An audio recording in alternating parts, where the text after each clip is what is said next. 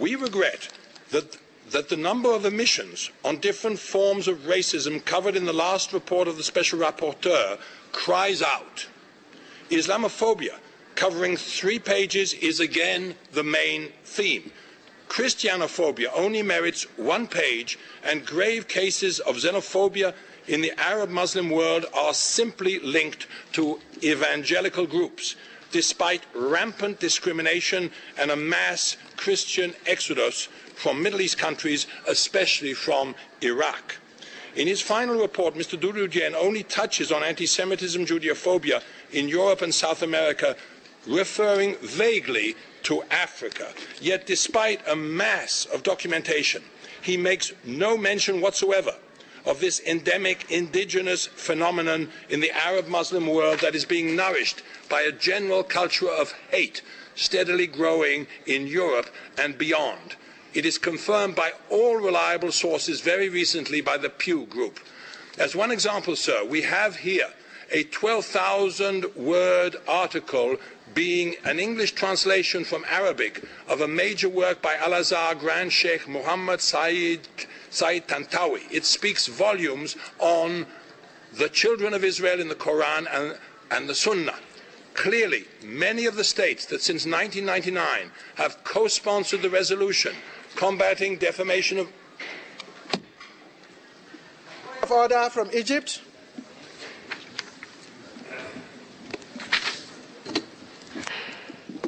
Mr. President, it is never my intention to dignify this statement with a comment. I just thought to share with the Council what the Speaker has repeatedly said to our delegation, that he is grateful for us for drawing attention to his statements. That's why these statements are being delivered, to get attention. And we all know what attention means and what follows attention. Mr. President, here in the Council, we are here to promote religious freedom. We can discuss religious freedom, but we cannot discuss religion.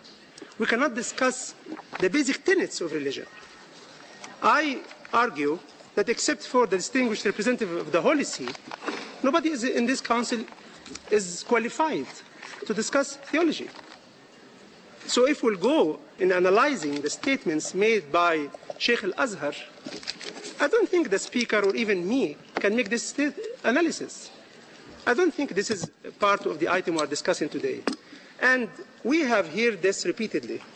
And next statement, we'll have the same statement read before. We have heard the same Speaker 3 days ago calling this Council a commission. So if we are just recycling our old statements or re-delivering the statements we delivered repeatedly, maybe we should find something more interesting to do in life, like find a hobby or grow a mustache or something. This will be beneficial. But we cannot tolerate this abuse of the time allocated to NGOs. We welcome NGOs' participation in the work of this Council, but we do not welcome anybody trying to waste our time.